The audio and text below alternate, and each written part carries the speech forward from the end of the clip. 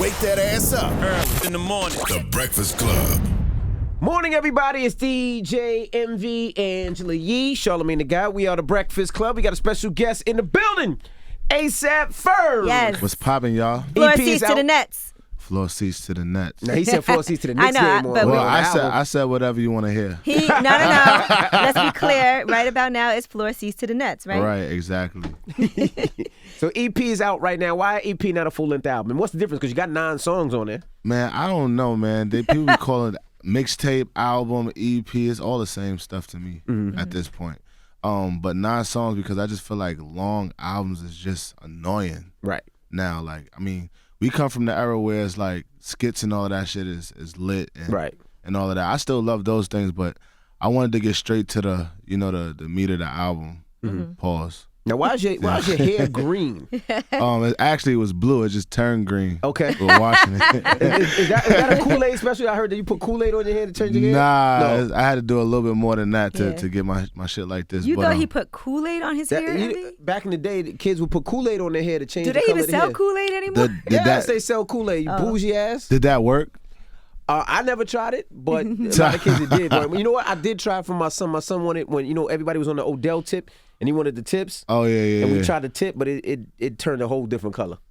Nah, we tried it back then. All right, so let's talk about this VMAs performance. I'm glad you're up here Right. because after you and Big Sean performed at the VMAs, Berserk. I appreciated that performance so much. What did I say? I said APFerg was over there doing choreography, Word. doing the dance. Because I was watching it and I was like, wait a minute, is that Ferg back there doing the dances and everything too? And it was. Yeah, man. Shout out to Sean too.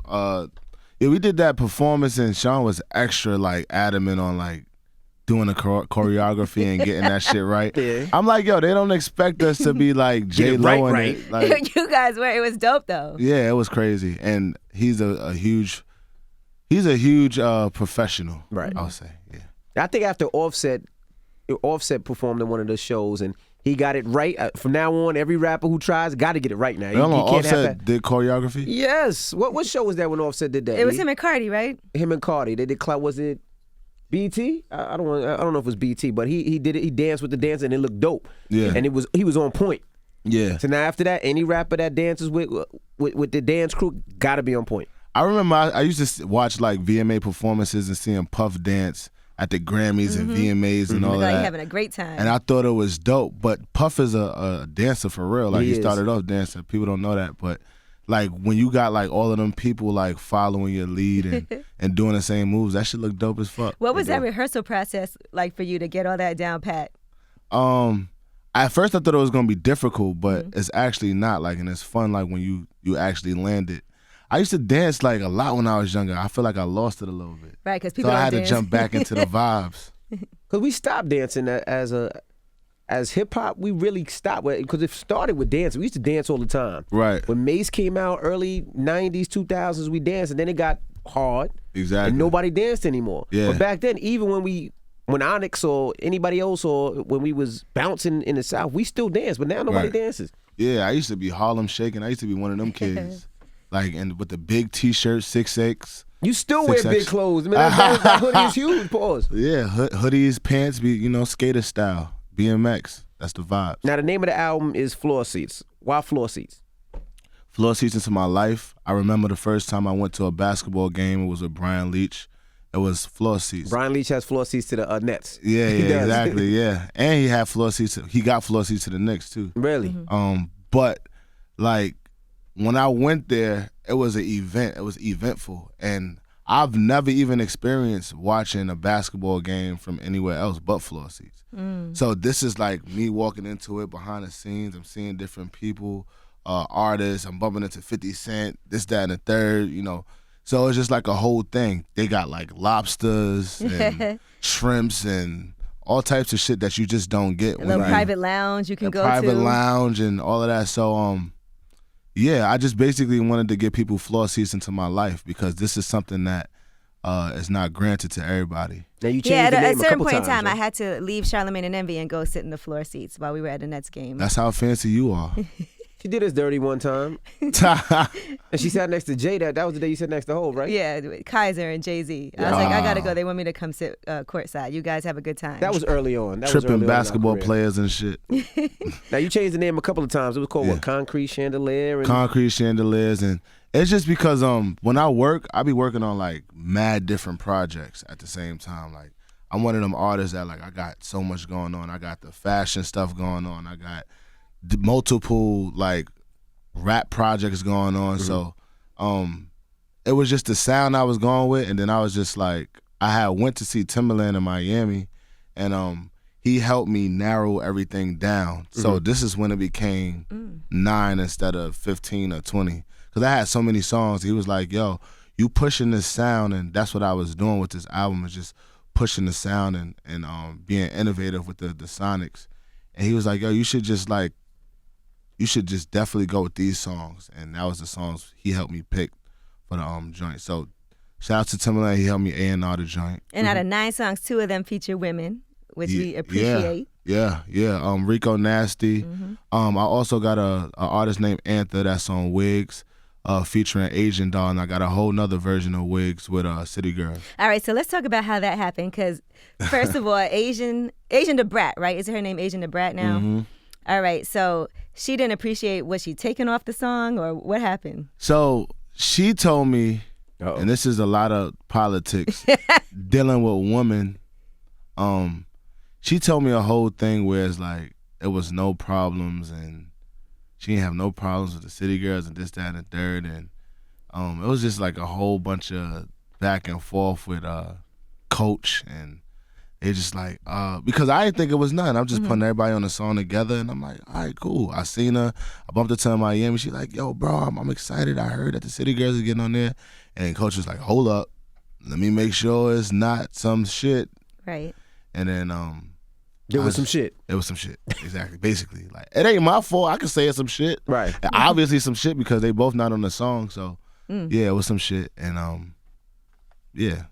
So you ended up doing it. So then you ended up doing another version and putting Asian the Brat back on with a different version with Anthem. Yeah, I did 2 versions, and it worked out the way it was supposed to work out because Young Miami, she got pregnant and she wasn't able to move around as much, and Asian Doll, of course, she's moving around and doing things. So yeah, it worked out the way it was supposed to work out. Man, getting taken off a song is not a good feeling. Yeah, but nobody got taken off a song. She told me it was not a situation, which it was.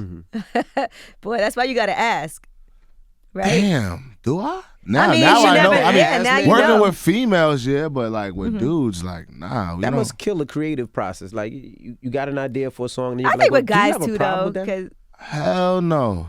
Nah, like unless you know. I mean, you got a problem with this dude. You're not gonna put 50 and Rick Ross on the same beat with each other. You know they hate each other. Yeah, or like 50 and Ja Rule. Like it just ain't gonna work. Ever. I actually thought about doing that. Really?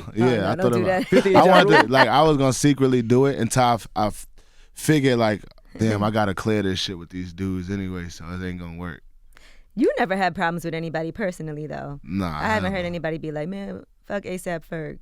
Nah, like all the problems that I had, I left behind in the hood. Like that's the only, and even in the hood, I still ain't have problems just because like I'm one of them dudes that got common sense, and I don't lead with emotion. Like I think about shit before I actually do it. I think a lot of people, they get wrapped up in their emotions, and it's on TV, and then you just look crazy, and then you want to say sorry later and all of that shit. To a certain extent, though. But like you look at ASAP Rocky, right? That situation when he was over in Sweden.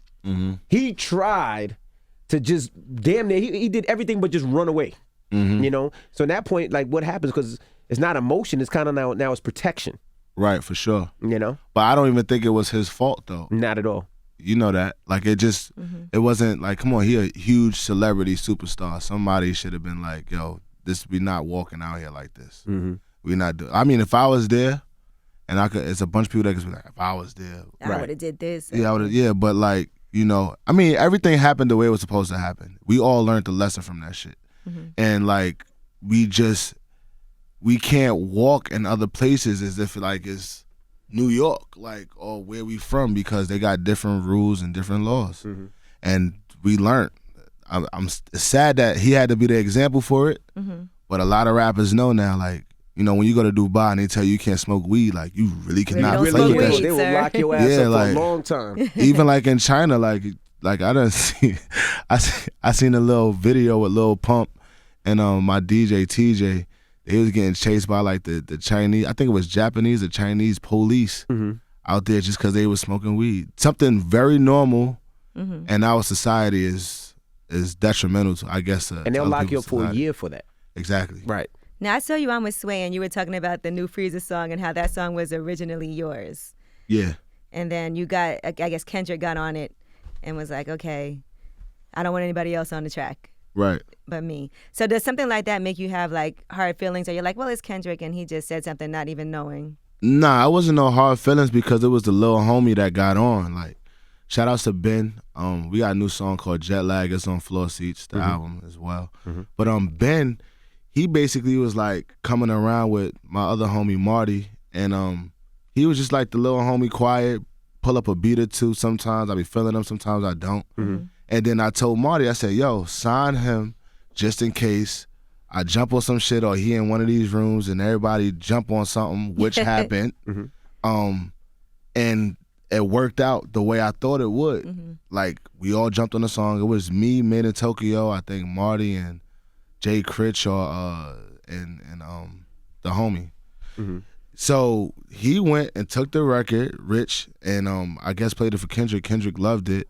And, you know, Kendrick a boss. He like, man, it got to be me and you on it. I guess that's how it wound up being.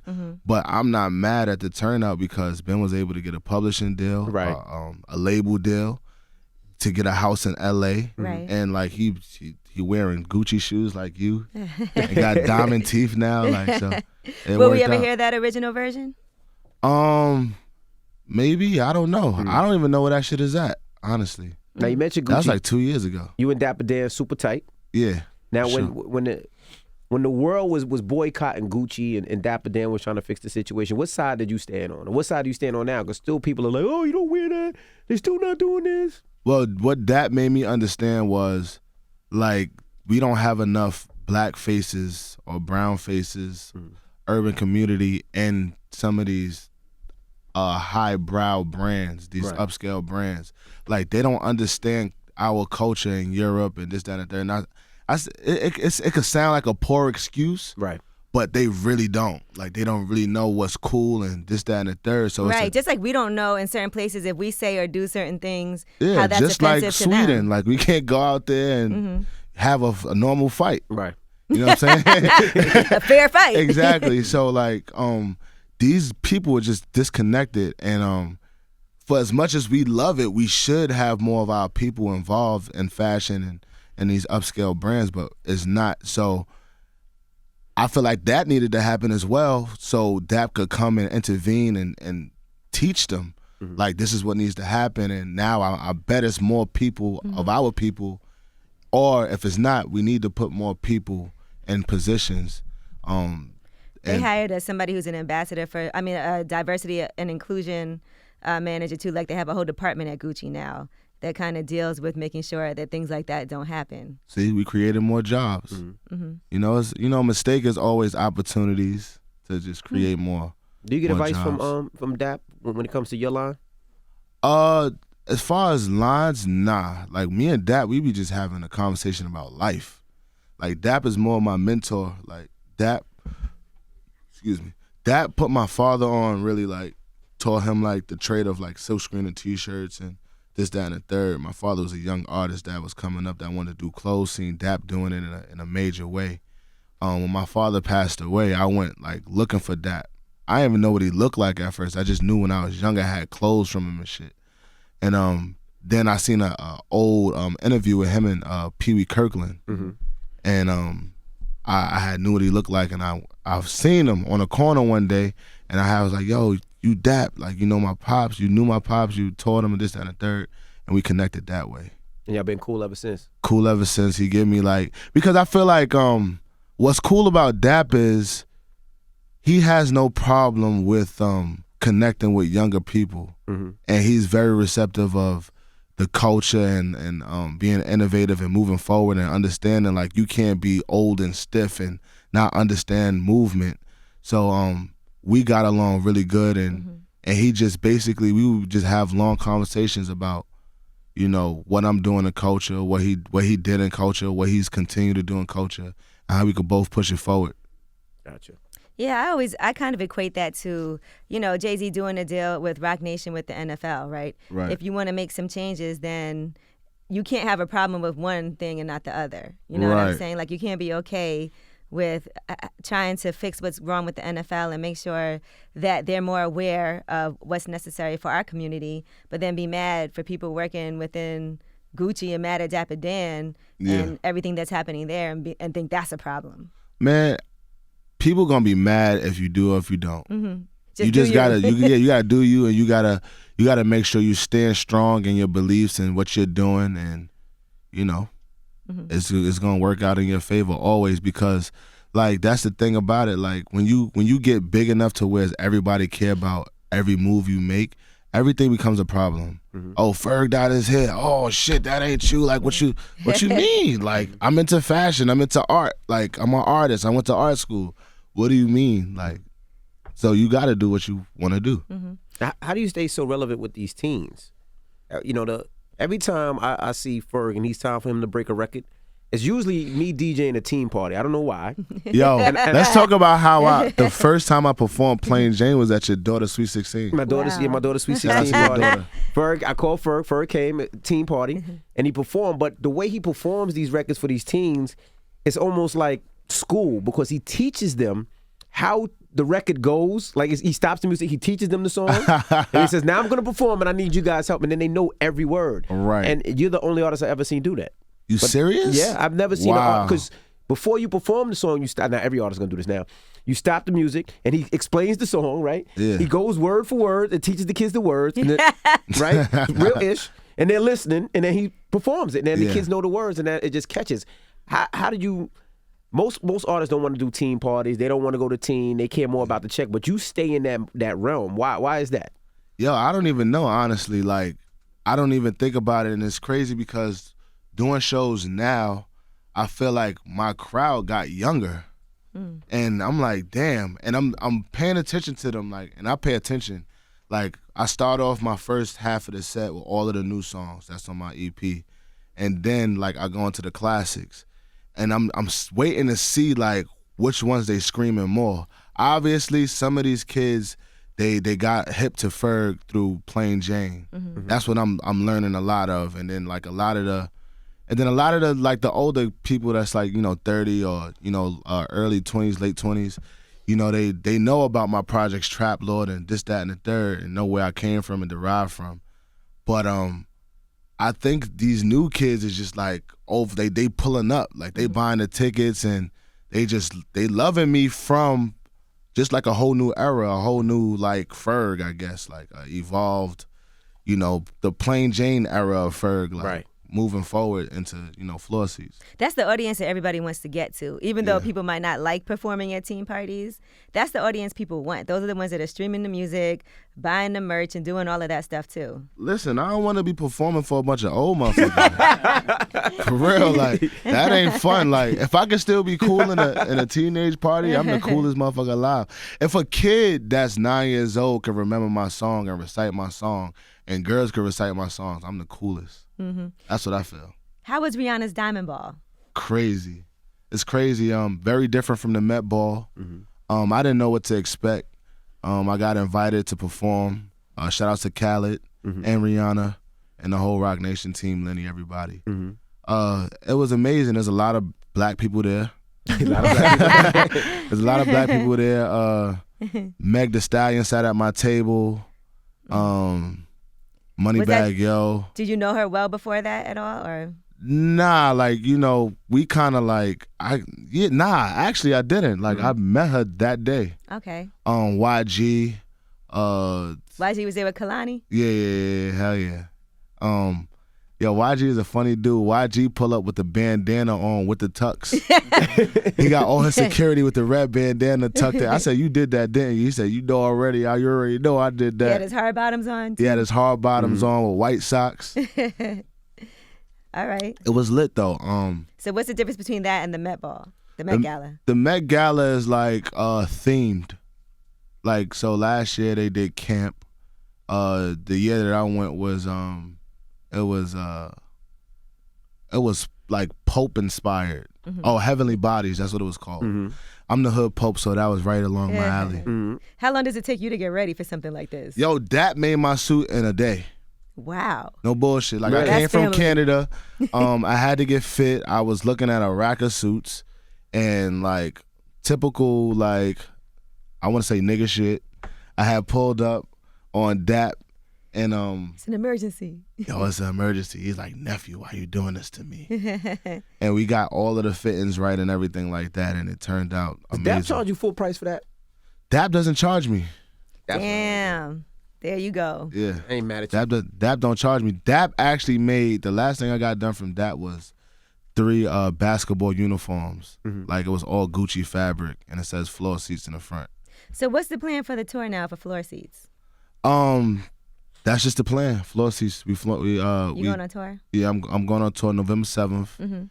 And yeah, it's gonna be lit. I hit China, Asia. I got a whole Asia run. Nice. And that's like in another week and change. What's the craziest thing that happened on tour? You ever lost some jewelry? You ever got too drunk? What's the craziest thing that happened on the There's a road? lot of crazy shit that happened on tour. Shit that I can say on air. Yeah. Well, no. Stuff you said. Tell us if you can't say on air. I can't say some things on air, but the craziest thing this one story about Yams pops up when like I was on tour with Rocky and Rihanna. I was on tour with Juicy J, and then like my off days I go on tour with them. So it was like Yams came out on stage. This is like a whole arena of people. Right. Yams drunk as fuck, high, came out on stage doing the Dame Dash dance. And we not even knowing. We performing. We got like, it's like all white. It got the light pink lights and shit. It's like all figured out. Yams pull up like just dancing, drunk. He got the Henny bottle in his hand. And we like we see him on a Jumbotron. We like, yo, Yams, get the fuck off the stage. Like we had to cut all the music off, but we just laughed about it just because it was like unorthodox Yams shit. Word. Just enjoying yourself. Just enjoying ourselves. So no jewelry ever got taken? No girl ever steal your jewelry? What you thinking? Nah, because what we do is we usually like check IDs once. I mean, like for one, we check IDs. What you mean check IDs Make before sure they're old enough? Yeah, of course. And then we take phones. Put your phones where everybody can see them, or everybody put your phones right there. Gotcha. So it ain't a lot of. It's very. Somebody could have a backup phone. Exactly, and then if you taking a girl to your room, what I learned, I forgot who told me this, but you gotta hide a girl's shoes or her bag. So like if you go to sleep and anything pop up missing, you be like, you wake up, you like, oh shit, like, oh, I can't find my watch. She can't find her shoes. So it's like until that watch pop up, then we be able to find your shoes. And then you just pull the shoes out from in between the mattress. From in between the mattress. Like, how did these get here? In the garbage somewhere or something. See, now all the girls gonna get 9 wet shoes, some shoes they can just leave there. There's only $20. 9 You can't wet. move them with. Your shoes might be in the freezer. Now, have you been paying attention to this whole Tekashi 6ix9ine trial and his days of testifying? I just got caught up to everything yesterday. My uncle put me on. I went and watched World Star for about a half an hour. And What were you thinking while you were watching it? I thought he'd been snitching. I thought that's what he was doing. I thought like that's just It's the illest to see, ain't it though? yeah, it is. Like this new era of being able to see the whole process and all of that is, I mean, a kidnapping shit, all of that shit is just, like, first of all, I was like, damn, this dude was really living that life. Like he had to been like, it just reminded me of some Tupac shit. Like just like the level of all the events that was happening back to back to back. People were saying that, because he was kidnapped and he threatened his life, he's allowed to snitch. But what I tell people is, no, you can't order a hit on somebody and live that life. Yeah. And then when so that's what turn kids on are you, saying now. They think it's cool to just do it. See, that's the thing. See, that's the problem. The problem is you got to think there's suburbia kids that don't live that life. Right. But let's So they keep don't it real. understand. Was Tekashi a gangster to begin with? I mean, they Don't matter. found him working in a deli. Don't matter. You can't put a hit on somebody to get beat up. Pay He somebody became a $50,000. gangster. I agree with that, but I also feel like if you bring him in with you and you should know he's not going to be that type of person because he wasn't really. Definitely shouldn't have brought him in. But he wasn't really raised Absolutely. like that, and that's not really who he is. I don't know who he is. I don't know his past life. It's just unfortunate, all of that shit, because like I think like he really had a shot at being really successful if he was, guided in the right directions and focused his energy or had the right people around him to, excel. Because he was going. You think he can make a comeback? Ooh, that's different. I mean, we in a different time. Right, it's possible. Yeah, people just love him for shit. OJ popping up again. We in a different time. Yeah, we in a different this time. shit different. It's different. It's for really real. different. Like, Okay, let's say he had a song that was hot, right? And he said, "I need Ferg on this." Ooh. And it's hot. It's about to go. Ooh. Would you consider it? Damn, why you just gonna ask me that? I don't know. I can't. That's hard to say right now. I don't think you'd be able to walk back in Harlem if you did a song with him. I'm just telling you, I just don't think so. I think I'll be able to walk anywhere I want, but I don't know. Morally to yourself. The energy is just, even before he went in, the energy is like for you to do a song with him, it was just like he had so much heat coming for him from all directions that, like, I met Tekashi, we talked about working and all of that. So it was, but I had to be conscious of, like, if I do a show with this dude, would I get shot at? Or if I do a video with this dude, like Kanye is Kanye West, and he's still, like, they shot at the house they were shooting a video at. So it's like, right. Kanye he's not even in that world, you know what I'm saying? And he got pulled in by Tekashi. So it was already on the verge of me kind of not doing it already. Right. All right, well, the EP That was a great answer, right? Yeah, great answer. It wasn't a no answer. That's how you're supposed to take the stand. Tell him, Yee. Floor Seats is out right now. The EP, make sure you pick it up, and we appreciate you for joining us. Now, hold on. Now, let's just say, would you ever go to a game and sit in the third row? Yeah, hell yeah. Okay, just I check sit in the nosebleeds. No problems. With everybody. That's a damn lie. I'm not bougie like that, bro, for real. Like, that's one thing about me. Like, I just got a house in Jersey. Like, I was living in Harlem for the longest. I just got a house. You're not sitting in those damn third in the nosebleeds. Yo, bro, I would. To be with my fans and be with the people, I would. I want to see what they see. That's what inspires me. Right. I've been seeing what they've been seeing for a long time. When I was a kid, the only seats my dad could afford was the nosebleeds. Well, you know what? I can say that because I just never sat in the nosebleeds. So there you go. I got to experience When I went to the baseball game, my dad used to take me to double headers because it was 2 games for 1 price. So sit there all day. That's a full boring day. Exactly. So now that I can sit in the nosebleed, I can sit on the floor. Envy, would you sit in the third row? Fuck no. But it's cool. Though. It's cool no, if you can say that, because if the Nets give me tickets to see, because I got a son, so if my son wants to see somebody, it's whatever. But Envy will raise hell. You could pull up in your nice car and just sit in the nosebleeds. That's what make you more cool. You right. But I watch you up there. I'm going to be sitting on the floor. Well, I see you at the They're going to bring the Jumbotron up there. Like, go Ferg with the people. Ferg with the people. Now everybody could be on a Jumbotron. Well, we'll see you at the Nets games this year, no doubt. For sure. You might see me in the nosebleeds. Yeah, all right. I'll be right there with you because I think it's going to be more difficult to get this some year seats than this year. Everybody's already like, we need tickets. All right. Well, it's ASAP Ferg. It's the Breakfast Club. Good morning.